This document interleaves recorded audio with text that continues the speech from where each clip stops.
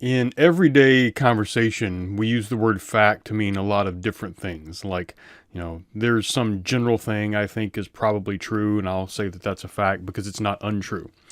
But in particular, the word fact, the definition we're going to use in this class, the definition in any academic conversation or writing, typically the word fact is going to follow this definition. This is the way the Oxford English Dictionary puts it. A particular truth, as opposed to some generalization, a particular truth known by actual observation, that is, you can actually see it or test it, or, you don't have to take my word for it.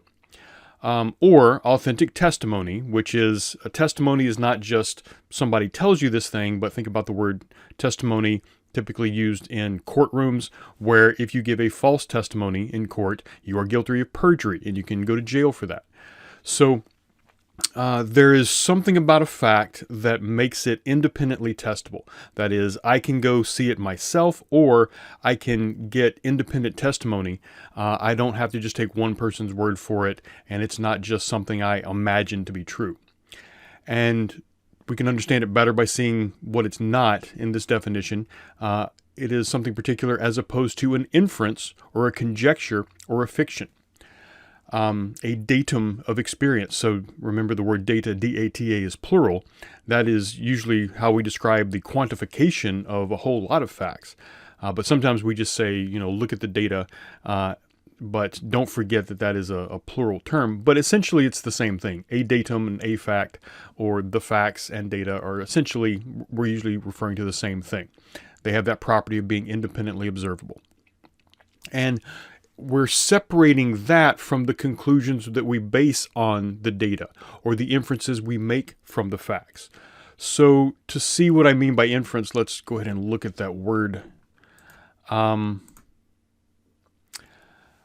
inference is the thing we do when we see the facts. We draw a conclusion from the facts, but that conclusion is not the same as the facts.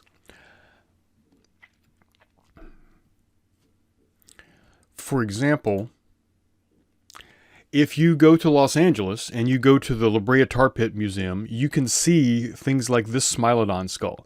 That is a fossilized skull, so not the actual bones, but over the centuries as the bones that are buried under the earth erode away. They're replaced gradually by minerals, but those minerals end up taking the exact same shape that the skull was in. And we have found down at the bottom of these tar pits, when construction workers started to dig out stuff to build roads and buildings, they found all of these bones, or fossilized bones, and each of those, or a lot of those, you can see in the museum. You can see a skull, you can see a reconstructed skeleton, you can even see slabs of earth that contain lots of different bones compacted together, that they've just exhumed the entire slab and put it on display. So those individual fossils are facts. You can see them yourself. Now, those fossils probably ended up there because during the prehistoric period, where megafauna like mammoths and mastodons and ground sloths and woolly rhinos and smilodons were roaming around what is today California, these tar pits provided a lot of nutrients that were good for vegetation. And so the herbivores, the big ungulates, would go try to eat that vegetation, but then because they were so heavy, they would get stuck. That would make them an easy meal for predators like the Smilodon, who would then try to attack them and eat them while they were stuck, but then the Smilodon would get stuck. And they would all end up down at the bottom of the tar pit. Now, that explanation is probably true, but that explanation is not a fact by the definition we're using here. We can't test it unless we go back in time to see that that is what happens. But it is an inference, and it's an inference that we can prove by other means other than just sort of witnessing it. But again, it's a conclusion we're basing on the facts. It's not a fact itself. Another type of inference, or a specific sort of inference we make with facts a lot of times, is a generalization. That is, we don't just look at one particular fact by itself, but we see that as an instance of this larger category or this larger phenomenon.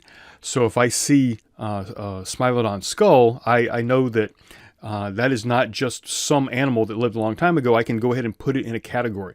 I might have a really specific category like Smilodon, and because a lot of times someone who knows a lot about animals at the time will say that's not a saber-toothed tiger, because it might be closer related to the lion than it is to the tiger. But I can still put it in these categories. That is, I'm generalizing from that one particular thing, and I'm putting it in this category that involves lots of different similar things. But a generalization also is not the same as a fact. We can make a generalization that is mostly true, but it is not the same. The criteria for proving it is not the same as proving an individual fact. So it would be a generalization to say California has lots of earthquakes. That might be generally true, but the generalization is different than pointing out any specific fact. Like if you go to the U.S. Geological Survey, they have equipment up and down the San Andreas Fault that monitors earthquakes and can give you, specific reports on each of those. This would be a good example of authentic testimony, in the definition for fact. But each of those individual earthquakes doesn't really tell us a lot, and it might not be relevant because it is so isolated. So when we generalize from these, we can sort of gather that, a lot of earthquakes are happening, with increasing frequency, so maybe something big is about to happen. So that would be a productive generalization. But to just say that California has lots of earthquakes, that would be a vague generalization that was not of much help. Obviously, we apply these same generalizations to people. Like if you go to a store and you see someone wearing a red polo shirt, which is the same thing that the employees of that store wear, you might assume, this person works here, so I'm going to ask them a question. And then you might find out, that I don't work here, I'm just wearing that shirt. So, to sort of function as a society, we have to generalize people unless we know every single individual personally, which is unlikely. But we can take things too far. And of course, there's a lot of sort of gray area in between, needing to generalize and taking the generalization too far. So if I said something like Southerners are overweight, there is data I could use to support that. But if we look at the data, say the CDC data here that shows, or the CDC themselves say that while no state has an obesity rate less than 20%, the South had the highest prevalence of obesity at 31.2%. Okay, so there is data that shows that overall, the population of the South is more obese, but only 11.2% more obese than the sort of skinniest, I guess, states. And that's not quite what we typically picture if we just take that statement, Southerners are overweight. You might just imagine like the majority of the population in the South is like very much overweight, whereas the majority of the population of the West Coast or something is much more athletic, when that is not what the data show. We also haven't, defined what constitutes obesity. Is it just body mass index? In which case, football players and bodybuilders are, obese because BMI doesn't account for the how much heavier muscle is than fat. So there is data we can use to support this generalization, but there are still a lot of ambiguities in that generalization. Now, generalizations can get so detached from the facts that they become what we call platitudes. That is a phrase or a sentence that invokes familiar words and it kind of brings something to mind in your head, but it's not precise enough. So you can add a meaning to that, but because the words are so vague, they might be true, they might be untrue, they might be both true and untrue. If you take the cliche, good things come to those who wait, is it true or is it not true? Well, it's true if you go to a restaurant that has really good food, and because it has really good food, there's a lot of people that go there, so it takes them a long time to prepare all the meals for all the people that they have to serve at that restaurant. So yeah, you will get a good meal if you wait long enough. But then again, when it comes to getting a good job or something like that, if you just sit around and play video games, a good job is not going to come knocking on your door. You have to not wait for it. You have to go out and do something. So that sentence is both true and not true, which means it's not very helpful as a sentence. It's not good advice. It's something you can add to a decision you've already made, but it's not going to lead you to a decision if you haven't already come to one. I can say everything happens for a reason, but then doesn't that absolve criminals from what we might otherwise call senseless acts of violence, things like that? Well, if they did what they did for a reason that we don't quite understand, then are they really culpable for it? If we say politicians lie, well, obviously some politicians do, or probably all politicians do, but then again, all people do. That doesn't mean that they don't also tell the truth, and that doesn't help us figure out if any one statement made by any one politician is true or not. And when these platitudes get so far removed from specific facts, and they're used as sort of like life advice or just used as a means to influence someone's action, that can become increasingly problematic. So if you think of Winston Churchill's quotation that courage is what it takes to stand up and speak, and courage is also what it takes to sit down and listen. Well, it seems like you've got two completely opposite choices here. Both of them require courage. He would probably apply those two things differently in different situations, such as if you, in a speech given by his, predecessor and political rival, Neville Chamberlain, he might say, "Oh, well, we need to have the courage to stand up and speak out against my political opponent."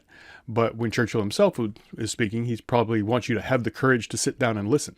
Well, there's nothing in the definition of the word courage as he's using it there that would help us figure out in any instance which action would be the courageous one.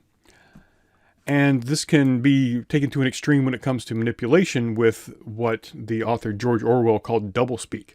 In the novel 1984, the totalitarian government consistently tries to inculcate its citizens with this propaganda that has them look at something as its opposite. If the totalitarian government wants to go to war, we'll say, well, it's a war to ensure peace. And lots of governments, and as well as cults and other things, will use this freedom is slavery sort of thinking, where if you're thinking on your own, well, you're really enslaved to your desires or something like that. And of course, anyone who wants you to not question them is going to try to portray ignorance as if it was a good thing, as if it was, true wisdom. But for the moment, let's keep these three definitions in mind. A fact is some particular truth that can be independently verified. An inference is how we think about that fact. The definition we give to it, the category we put it in, what we think caused that fact to be that way, or what we think that fact indicates is going to happen next. All of these are inferences, and they might be true, they might be false, but there's a different criteria for figuring them out.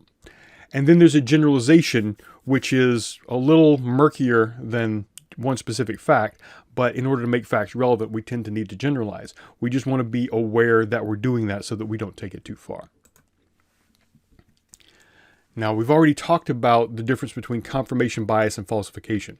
When we have an idea about a general principle, if we've already got a generalization, and we want to prove that, well, we can go find evidence that proves that a lot of the time.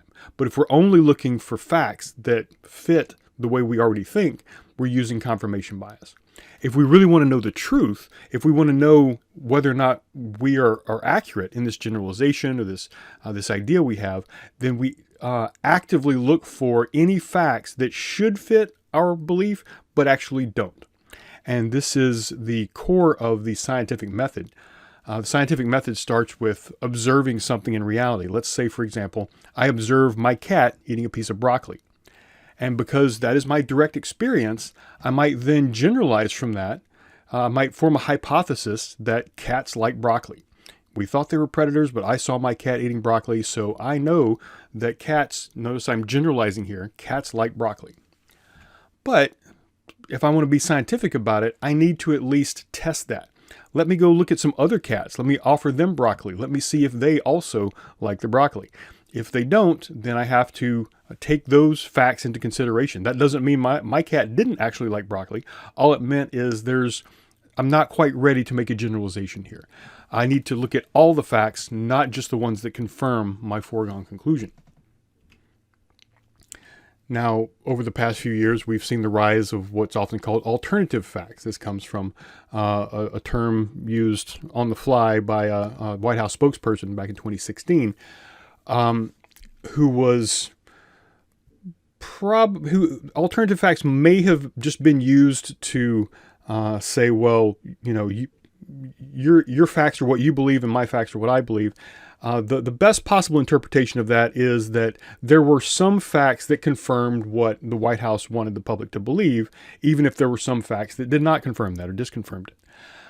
So even if we take it that way, though, alternative facts still misleads people into thinking that, you can divide the facts up. You have yours and I have mine. But as the political advisor, Daniel Patrick Moynihan once said, he was an advisor to Republican presidents, Democrat presidents, a lot of other influential politicians and groups. He famously said, "You're entitled to your own opinion, but you're not entitled to your own facts." So opinion can be a lot of things. Maybe a generalization might be something you can have a valid opinion about. But of course you would want to quantify. If you were actually making a generalization, that would need to be grounded in data, like plural facts. And you would need to be able to quantify that.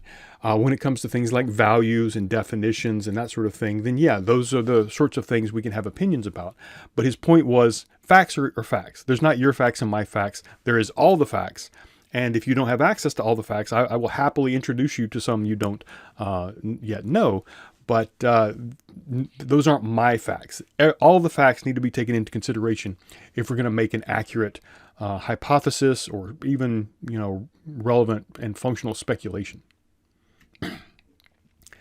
More recently, when asked about supposed evidence that the 2020 election was actually rigged somehow, the lawyer and former New York mayor, Rudy Giuliani, was asked by the Arizona House Representative Speaker Rusty Bowers about evidence that, in that case in particular, the Arizona election, the electors from Arizona had been somehow, like the numbers had been faked, and that Rudy was saying that there was evidence. But when he was asked directly about it, he told Bowers that, well, we've got lots of theories, we just don't have the evidence. Well, obviously a scientific theory is not going to be a theory at all if it doesn't have evidence. You don't even have a hypothesis if you don't have evidence. We could say we've got lots of ideas, we've got lots of scenarios in which this thing might be true, we just don't have the evidence. But the term I think most appropriate here is one suggested by the Princeton philosopher Harry Frankfurt, and that is a common one we use when talking about politics, and that is bullshit. Now, it's kind of funny that a philosophy professor would write an entire book called On Bullshit. As he points out, we typically use that as just a term of abuse. Just here's something I don't like, or here's something I think is false. And so I just call that bullshit as a way to denigrate the person saying it and the thing that's said. But he actually looks for a term in the English language that already exists that will communicate something that is not a lie. And it's something that might be true, but there's this thing we do that we don't really have another good word for, because he looks for it. But he chooses the word bullshit because he wants to point out there's this thing we do that's not quite lying. It's short of lying. Because lies require that, you give a particular falsehood, sort of like you describe a fact, except you describe it wrong. So you know what the particular fact is, but instead of saying, I saw my cat eat broccoli, I might see that cat eat broccoli and say, no, that's not what's happening right now. I might misreport that thing, even though I know the truth. And he points out that lying requires a deal of craftsmanship. You have to actually know what the truth is. You have to know what the person you're talking to expects. And you have to carefully construct this description to like take the place of the fact that is other than the way you're reporting it. So in order to invent a lie, the liar must think, at least, that he knows the truth. And in order to invent an effective lie, he must design his falsehood under the guidance of that truth. But there's this other thing we do, this what he calls a sort of panoramic focus. Like I might not be misrepresenting one particular thing. I'm making a generalization that's not based on any facts, and it's not because I know that that it's not factually supported.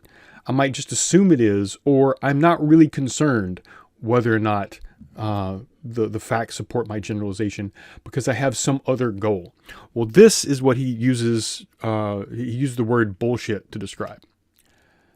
So the bullshitter is not necessarily trying to deceive us or even intending to deceive us about the facts. That, at least that's not his goal. He might deceive us about the facts. He might not. He might actually say something that's true.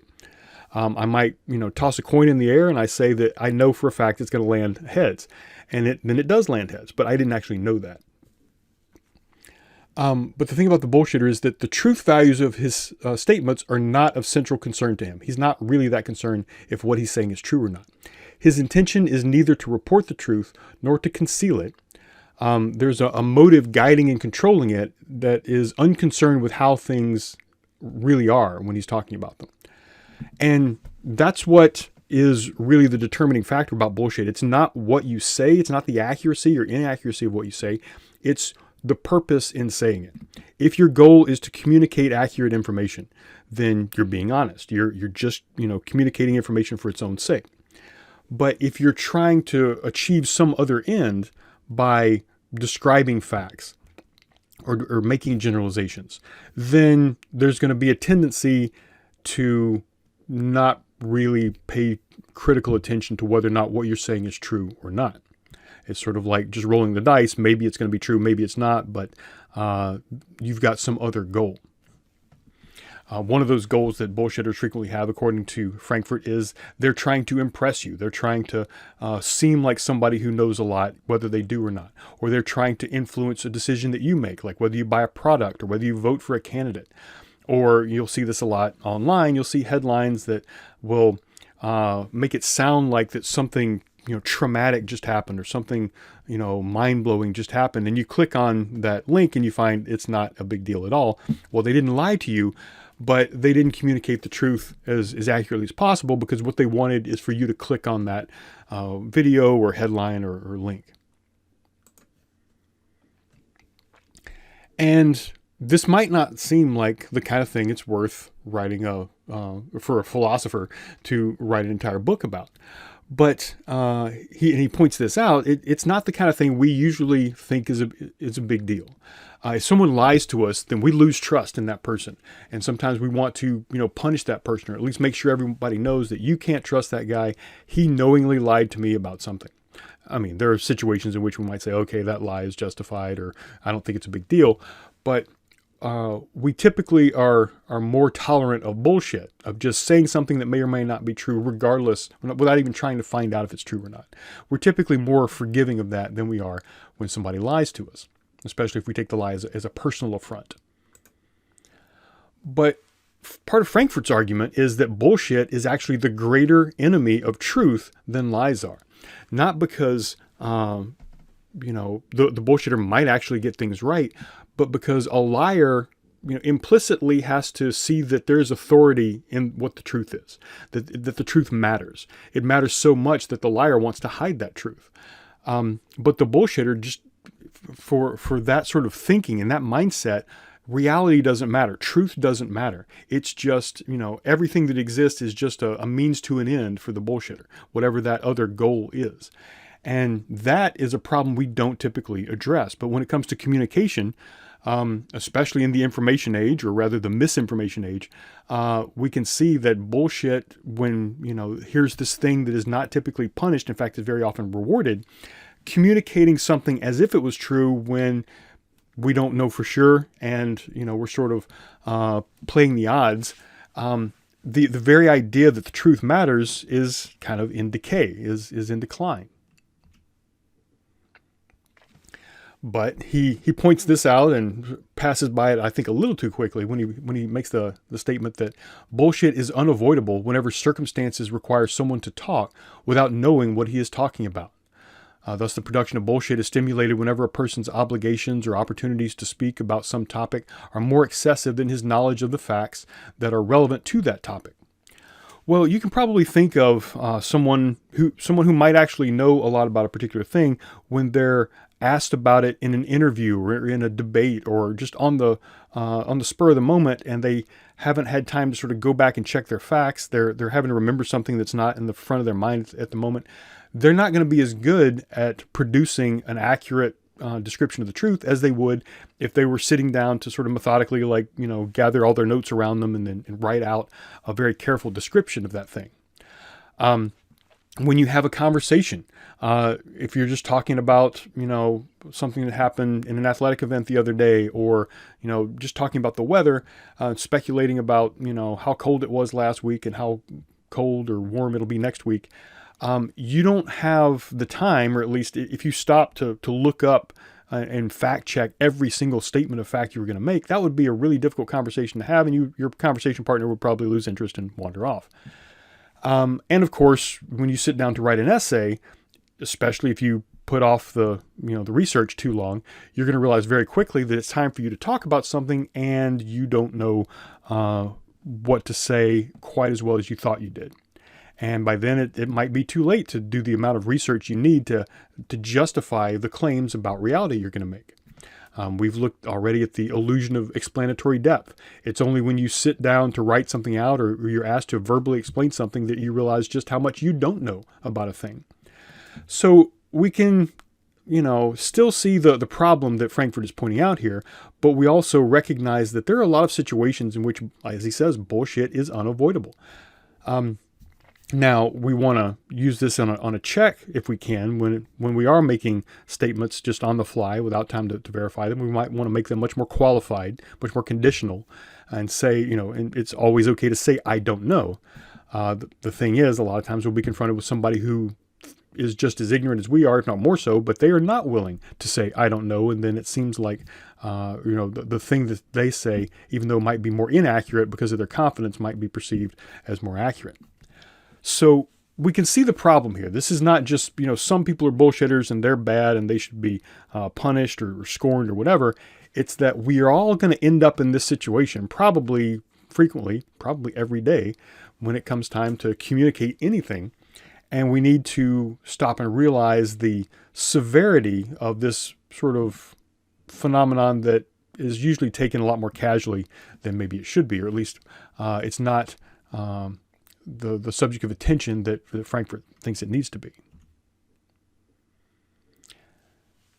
And he points out one of the strategies that we tend to adopt when we want to say something, but we don't, as he says here, we don't have the discipline required by the dedication to the ideal of correctness. In other words, we don't have the time or the energy or maybe even the initiative to do what it takes to make sure that we're accurate. And what we tend to do in those situations a lot of times is switch to a completely different set of criteria. So if I can't meet the criteria for factual accuracy, well, let me just tell you that I sincerely believe this thing. Or my group, my identity group believes this, or a lot of people believe this, or this, this other person sincerely believes this. And that sincerity of belief is used as if it was the same as, fact checking something, as if it was something that's independently verifiable. Well, I can't see the fact that this person is describing, but I can see the sincerity in that person's sort of emotional state, and I'll take that as if it was the same thing as independent verification. But it's not. And this is one of the reasons why Frankfurt sort of ends on this, and he makes a statement there that probably is the most jarring for most people, and that is the last statement of the book. He says that, facts about ourselves are not peculiarly solid and resistant to skeptical dissolution. Our nature is indeed elusively insubstantial, notoriously less stable and less inherent than the nature of other things. Remember, we feel like we know something. We have the illusion of explanatory depth. If we misrepresent ourselves, it's not because we can, accurately represent ourselves if we wanted to. But because of that, insofar as this is the case, sincerity itself is bullshit. Now, if I took that one last phrase, sincerity itself is bullshit, out of context, that would make a lot of people angry. But notice he's qualifying it here, and I definitely want to qualify it in the sense, or in connection to what we've looked at already, which is we don't know how much we know as well as we think we do. We have the illusion of explanatory depth. We have like the Dunning-Kruger effect, where the less you know about something, the more you feel confident that you know all you need to know about it. But when our emotions get involved, when the sincerity of belief is something that triggers this feeling. We've talked about the need for closure. I feel confident in knowing this thing, and if someone challenges that or even points out that I don't know as much as I thought I did, that elicits an emotional response. And sometimes just the thing that we say that we believe elicits an emotional response. So in this regard, we don't want to just look at the sincerity or the emotion that people have attached to a particular belief and use that as some sort of proof of the factuality of the thing they say. Conspiracy theorists typically actually believe this thing, no matter how ridiculous the conspiracy theory is. We can see a lot of people that genuinely believe this. People genuinely believed in the QAnon, that this one guy was writing messages on 8chan going back to 2014, and almost every prediction he made was immediately falsified. Like the very first post he ever made was that Hillary Clinton was going to be arrested within 48 hours. Well, that was in 2014, and she still hasn't been arrested.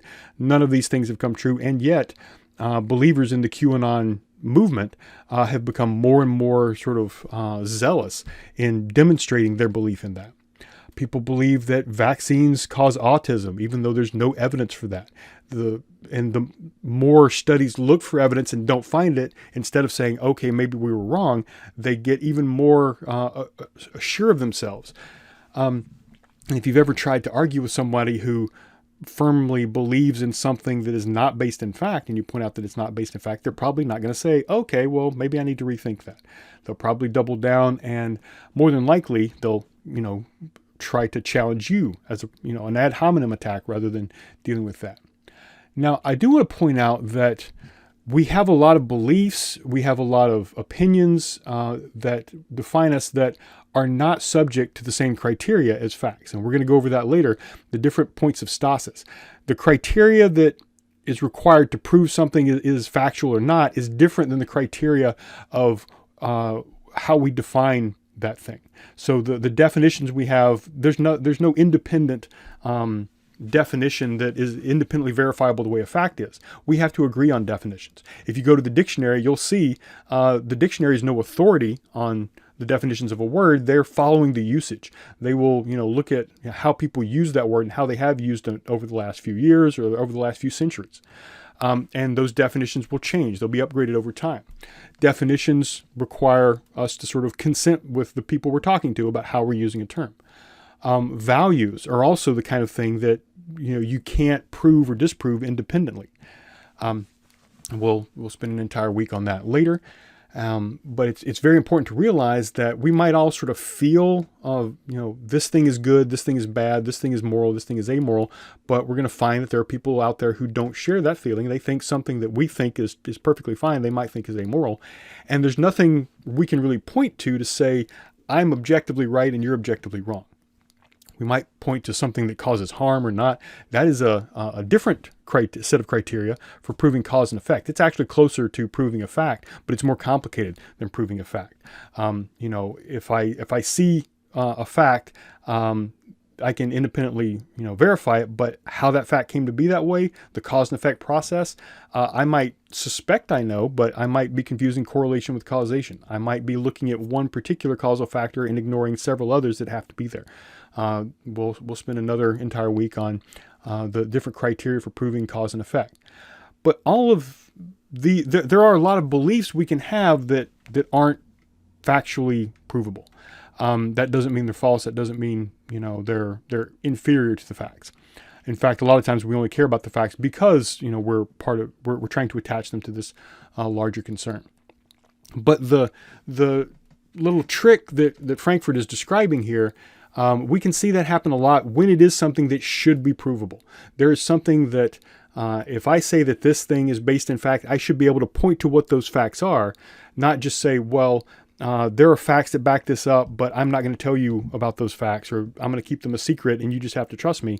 Or even that, if I change the subject, if I say the facts prove this thing, but then I switch my focus to something like sincerity of belief, then this is what Frankfurt is saying is a problem. This is bullshit. If I pretend that I can prove a fact by some other means other than independent verification, then I'm not actually concerned with the accuracy of my statement. And a lot of studies have looked at things like confirmation bias and this sort of thing, but and I've talked about a few of those already. I'll allude to some more of them later, but this one in particular has looked at the times at which people use unfalsifiability. That is, if they say that here's my belief and you can't prove or disprove it, very frequently, just like Winston Churchill's idea about courage, sometimes it takes courage to stand up and speak. Sometimes it takes courage to sit down and listen. Similarly with falsification, if someone thinks the facts are on their side, they'll say, yes, let's use the facts as evidence. But as soon as they start to suspect that there might be counter evidence out there that outweighs the supporting evidence, then they start to say, oh, no, you can't prove or disprove this thing I believe through facts, through mere facts. I believe this higher truth with a capital T, it's not subject to the mere facts. Well, you can usually tell it's not really the thing they're talking about that determines whether they think it's provable or disprovable through the facts. It's whether or not they think the facts will help them. So this is confirmation bias that tries to restructure an entire conversation dependent on what's going to be most beneficial to the foregone conclusion they want to support.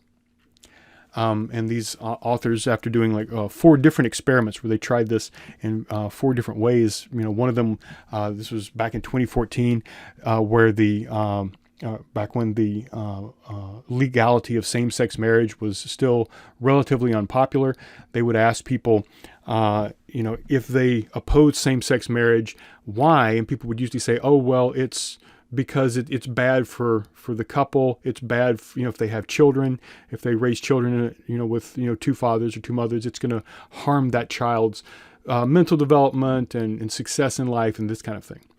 And so if people were asked, okay, if this is about the harm to the children, would you change your mind if we showed you evidence that the children raised in same-sex house or with same-sex parents turn out, as good or better off than the average person growing up in a heterosexual household?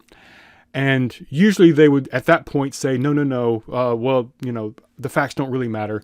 I'm just sure it's generally true, but any data you give me is going to be irrelevant. So they're making a generalization, and the generalization supposedly is based in facts, but they're already resistant to being disproven by a lack of evidence. So at that point, they just want to say it's true no matter what the facts say. And that is precisely the kind of bullshit that Harry Frankfurt was warning us about.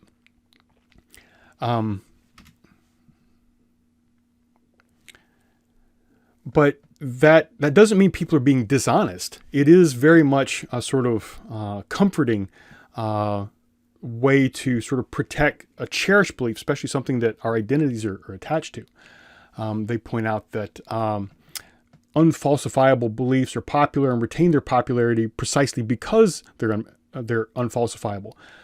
So I can believe in something and I never have to worry about that thing being taken away. In other words, I never have to worry about having to update my belief, having to admit I was wrong, having to, whatever decisions I had made based on that belief, I'll never have to regret them because that belief is being protected from any kind of evidence that might disprove it. And so you see a connection with what we've seen in the past, the need for closure. This, I know, difficult quote, but it's one we'll come back to a lot. But the need for closure is that feeling. Closure is the feeling that you know something and you don't need to go find an answer for that. But if you are confronted with something you don't know, you might lose that good feeling. You might feel, oh, I need to know this thing, and that sends you off to go learn more about it. But that takes effort. It takes cognitive effort. It takes time. It takes this lack of confidence. And a lot of people don't like that. I mean, we all don't like that at certain times. But the need for closure is the need for a feeling. It's not the same as need for accurate understanding. And if you're just looking for an answer that will make you feel like you know, then, just do a Google search and just take the first answer that pops up. It might not be the right answer, but you will feel like you know something now. So if our pursuit is a feeling and not the actual fact, then that is, because of that difference in goal, that is, again, what Harry Frankfurt is calling bullshit. The need for closure can lead us to accept bullshit. That is something that's not a lie, and it might be true, it might not be. I just haven't put in the work needed to make sure it is true. We seize on the first available answer, and then we freeze on it because we don't want it to be taken away. We don't want that closure, that feeling of knowing, to be taken away. And because of this, people, in order to protect that closure, people will often turn against those who are delivering the information. As I mentioned, the word media just means the middle. So the media are people who take information from one place and deliver it to us. Now, do the people we refer to as the media frequently get it wrong? Yes, of course. Are they trying to get it wrong? Well, sometimes, maybe. Are they bullshitting? Very often, I'm sure they are. It is a for-profit industry. But in general, the word medium is just this middle point that conducts something from one place to another. And so if we don't like the information, it's always easier to blame the media, blame the person in the middle, shoot the messenger. But that reaction is, unless we have some real reason to doubt this person or this medium that is communicating with us, that reaction against that person is more just sort of a shortcut to protecting our feeling of closure.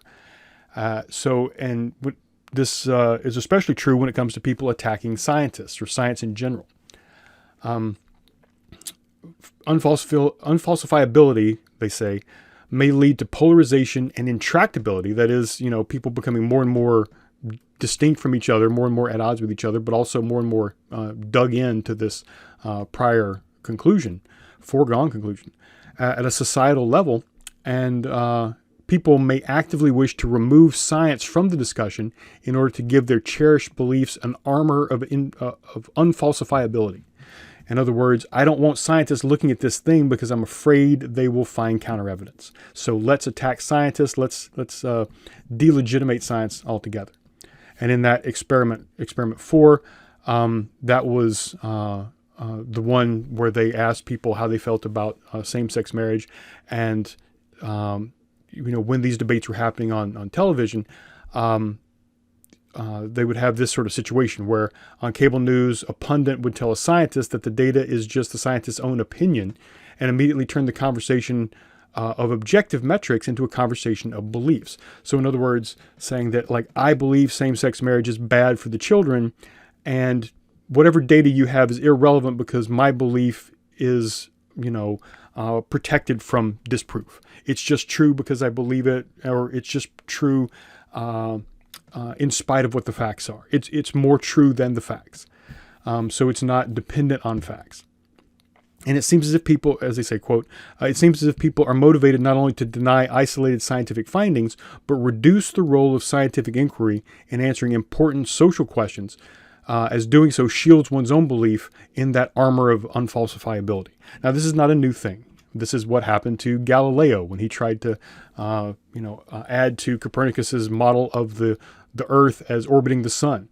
The Inquisition put him on trial and threatened to have him burned alive the way they did with Giordano Bruno just 10 years earlier than that. And even when he retracted, tellingly, they took away his ability to write. They forbid him from ever writing again because they just they didn't care what the argument was that the Earth was not the center of the solar system. It didn't matter. All that mattered was that they just wanted to silence him so that he couldn't confront them with facts they didn't want to deal with. The Scopes trial and sort of the history of evolution and the attempt to suppress all of that in the United States. More recent, over the past 20 years, congressmen and governors of especially, states that are dependent on the oil industry have made it illegal for the federal government and for state organizations to gather data about climate change. In Florida, it was even illegal to use words like climate change or global warming or anything like that, not because the data wasn't there, but precisely because it was. And certain politicians didn't want to have to deal with it. So we've had a resurgence in the belief that the Earth is flat. We've had people saying that the COVID-19 pandemic was fake, that nobody ever died of COVID, even though over 1.5 million people in the United States alone died from it between 2020 and 2022. Some people saying that those deaths are because of the 5G cell phone towers or chemtrails from airplanes. And no evidence was needed. They could just say whatever they wanted, and if there's no evidence, well, that's because the scientists are part of the conspiracy. It's scientific tyranny. Let's blame the messengers so we can absolve ourselves from having to have facts to back up our generalizations.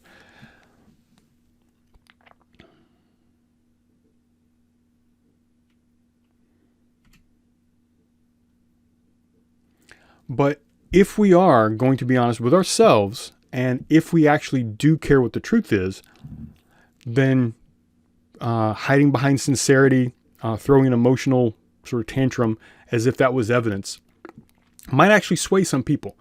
But this is the sort of thing that Frankfurt is calling bullshit. And if we are confident enough in this thing we believe, then there should be evidence out there. And if we look at all the evidence, not just the evidence that confirms what we believe, then, if it actually is true, then that will show that. But this requires work, as Frankfurt points out before he gets to that last line, sincerity is bullshit. And I wish he'd expanded on this sentence that follows it and above in that same paragraph.